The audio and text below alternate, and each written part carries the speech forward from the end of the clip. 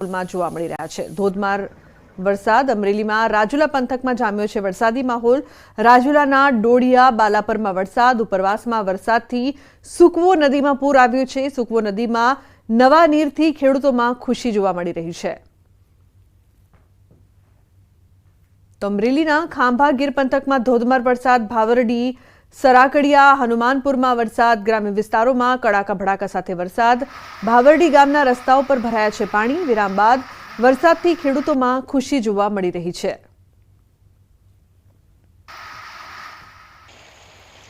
તો અમરેલીના જાફરાબાદના coastal belt વિસ્તારમાં મેઘો મહેરબાન થયો છે। જાફરાબાદના ગ્રામ્ય વિસ્તારમાં બપોર બાદ વરસાદનું આગમન થયું છે। લોર, ફાચરિયા, પીંછડી, હેમાળ, માણસા, એભલવડ સહિતના ગ્રામ્ય વિસ્તારમાં વરસાદ વરસી રહ્યો છે। મગફળી, કપાસ સહિતના પાકને સારો એવો ફાયદો થશે। વરસાદ ખેંચાતા ખેડૂતો ચિંતિત હતા। વરસાદના આગમનના પગલે ખેડૂતોમાં ખુશી વ્યાપી છે।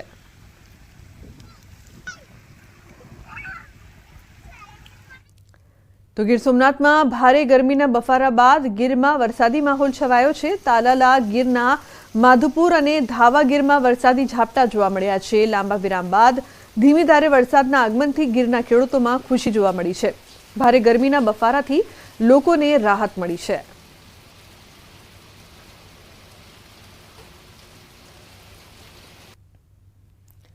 હવામાનની આગાહી વચ્ચે દક્ષિણ ગુજરાતમાં મેઘરાજાએ જોરદાર જમાવટ કરી છે। લાંબા વિરામ બાદ દક્ષિણ ગુજરાતના ભાગો સુરતથી લઈને વલસાડ સુધીમાં મેઘમહેર થઈ છે। વહેલી સવારથી જ વાતાવરણમાં પલટો જોવા મળ્યો, જે બાદ વરસાદી માહોલ જામ્યો।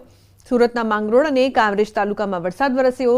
કામરેજના ધોરણ, પારડી, ધલા સહિતના ગામોમાં વરસાદ, તો નવસારીમાં ધોધમાર વરસાદ, ગણદેવી અને ચીખલી તાલુકામાં ભારે પવન સાથે વરસાદ વરસ્યો છે। ભરૂચના અંકલેશ્વરમાં લાંબા સમયના વિરામ બાદ વરસાદનું આગમન થયું। અંકલેશ્વર જીઆઈડીસીના વિવિધ વિસ્તારોમાં વરસાદથી વાતાવરણમાં ઠંડક પ્રસરી। આ તરફ વલસાડમાં પણ વરસાદી માહોલ જામ્યો છે। વાપી, સિલવાસા સહિતના વિસ્તારોમાં ધોધમાર વરસાદ વરસ્યો છે। સામાન્ય વરસાદમાં જ રસ્તા પર પાણી ફરી વળ્યા હતા। તો સંઘ પ્રદેશ દાદરાનગર હવેલીમાં પણ વરસાદ વરસ્યો, જેને લઈને દક્ષિણ ગુજરાતના ખેડૂતોમાં ખુશીનો પાર નથી રહ્યો।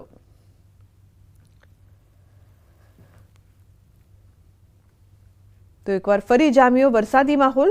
આ તરફ મહીસાગર જિલ્લામાં લાંબા વિરામ બાદ વરસાદી માહોલ સર્જાયો છે। સવારથી ભારે બફારા બાદ ગરમી બાદ ધોધમાર વરસાદ વરસ્યો છે। લુણાવાડા શહેર સહિત આસપાસના ગ્રામ્ય વિસ્તારમાં વરસાદ। લુણાવાડા નગરના દરકોલી દરવાજા, હાટડિયા બજાર સહિત અસ્થાના બજારમાં ઘૂંટણસમા પાણી ભરાયા છે। 2 દિવસથી ગરમી અને ઉકળાટ વચ્ચે આજે બપોર બાદ ધોધમાર વરસાદ વરસ્યો છે। જિલ્લામાં નહિવત વરસાદ વચ્ચે ધોધમાર વરસાદ વરસતા ખેડૂતોમાં આનંદ જોવા મળી રહ્યો છે। વરસાદ પડતા ડાંગરની ખેતીને જીવનદાન।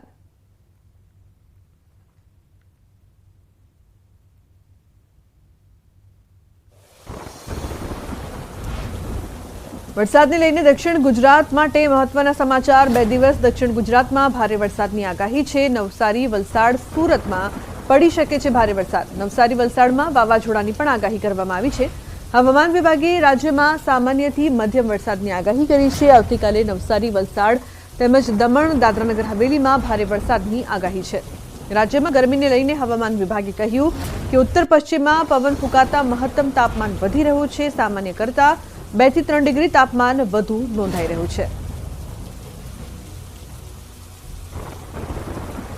वार्निंग है वो डिस्ट्रिक्ट है नवसारी, वलसाड़, दमन और दादरा नगर हवेली। 6 के लिए जहां पर हैवी रेनफॉल की वार्निंग और साथ में येलो अलर्ट जारी है वो डिस्ट्रिक्ट है साबरकांठा और अरावली डिस्ट्रिक्ट है। जो डिस्ट्रिक्ट है जहां पर थंडरस्टॉर्म की वार्निंग है वो डिस्ट्रिक्ट है नवसारी, वलसाड़, दमन और दादरा नगर हवेली। और जो विंड की स्पीड होगी वो 30 से 40 kmph और साथ में जो गस्टी विंड होगी वो 45 kmph के आसपास रहने का पूर्वानुमान है।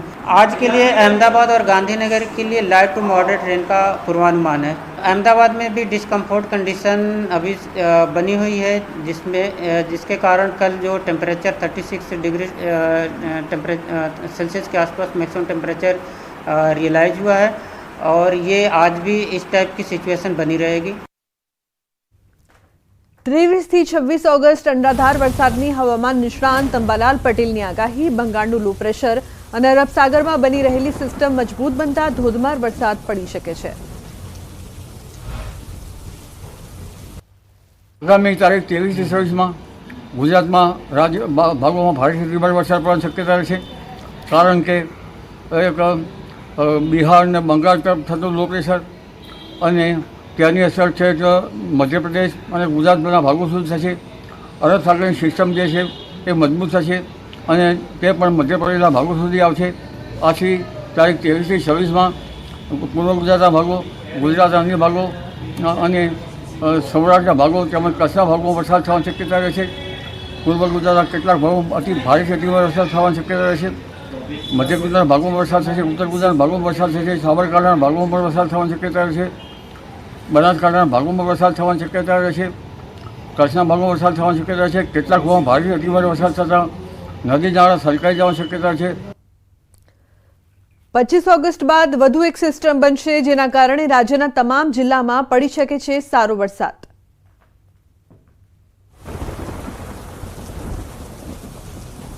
છવ્વીસમી ઓગસ્ટ પછી પણ એક સિસ્ટમ મજબૂત થશે, તે પણ એમપી સુધી આવવાની શક્યતા છે અને ગુજરાત સુધી પ્રભાવિત થશે. એટલે તારીખ 23 થી 27 સુધીમાં ગુજરાતભરમાં સારો વરસાદ થવાની શક્યતા છે. અલબત્ત કેટલાકમાં ભારેથી અતિભારે વરસાદ થવાની શક્યતા છે. તો સપ્ટેમ્બરની શરૂઆતમાં પણ વરસાદ પડી શકે છે અને ગણેશ ચતુર્થીની આસપાસ પણ વરસાદની આગાહી કરાઈ છે. સપ્ટેમ્બરની શરૂઆતમાં પણ વરસાદ થવાની શક્યતા રહેશે. ગણેશ ચતુર્થીની આસપાસ વરસાદ થવાની શક્યતા રહેશે અને અનંત ચતુર્થીના દિવસ સુધીમાં વરસાદ થવાની શક્યતા છે. સપ્ટેમ્બરની શરૂઆતમાં દાંતા, અંબાજીના ડુંગરામાં વરસાદ થવાની શક્યતા રહેશે. બનાસકાંઠાના કેટલાક ભાગમાં વરસાદ થવાની શક્યતા રહેશે. ગુજરાતના અન્ય ભાગમાં વરસાદ થવાની શક્યતા છે. તો સારા વરસાદ બાદ પણ ખેડૂતોની મુશ્કેલી વધી છે. ગીર સોમનાથના ઉના પંથકમાં ખેડૂતોએ વાવેલી મગફળીમાં મુંડા પડી ગયા. મુંડાનો ત્રાસ વધતા ખેડૂતોનો પાક છે તે સંપૂર્ણ નિષ્ફળ થાય તેવી ભીતિ તેમને સેવાઈ રહી છે. મગફળીમાં મુંડા પડી જતા કેટલાક વિસ્તારમાં તો મગફળીનો પાક કાઢી નાખવો પડ્યો છે. ઉના તાલુકાના પડાપાદર ગામના મોટા ભાગના ખેડૂતોએ ચોમાસામાં મગફળીનું વાવેતર કર્યું, પરંતુ ગામના જ 60% વધુ ખેડૂતોની મગફળીનો મુંડાએ ખાત્મો બોલાવી દીધો. દ્રશ્યોમાં જોઈ શકાય છે કે ખેતરોમાં લીલીછમ મગફળી ઊભી છે, પરંતુ આ મગફળીને મુંડા નામનો દુશ્મન ખતમ કરી રહ્યો છે.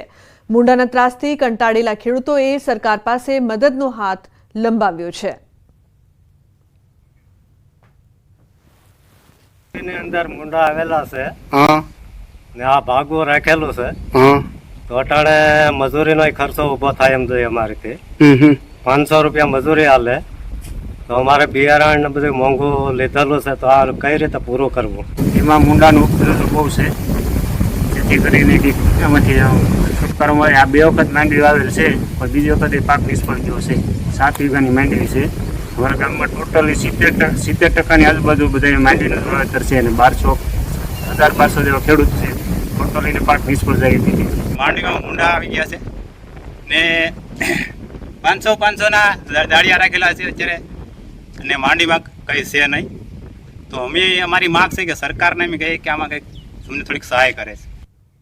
તો ગોંડલ માર્કેટિંગ યાર્ડમાં આજ રોજ કપાસની આવકના શ્રી ગણેશ થયા છે. ધારી અને વાંકાનેર પંથકના ખેડૂતો માર્કેટિંગ યાર્ડ ખાતે કપાસ લઈને આવ્યા હતા. ગોંડલ માર્કેટિંગ યાર્ડના 1 મણ કપાસના 2000 થી વધુ ભાવ બોલાયા હતા.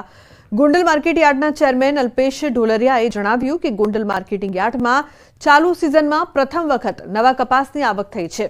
ખેડૂતોને કપાસનો સારો ભાવ મળ્યો છે.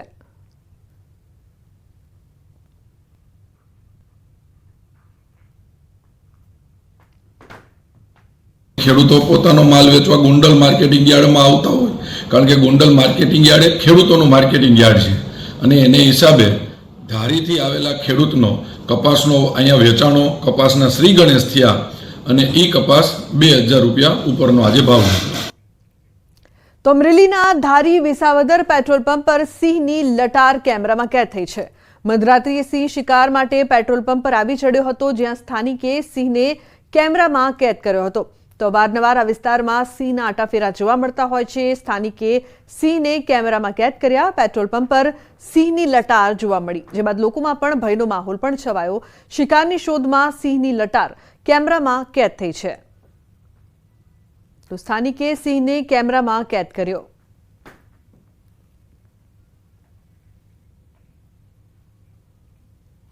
રાજકોટની વિંછિયા તાલુકા પંચાયત ભાજપે કોંગ્રેસ પાસેથી છીનવી લીધી છે.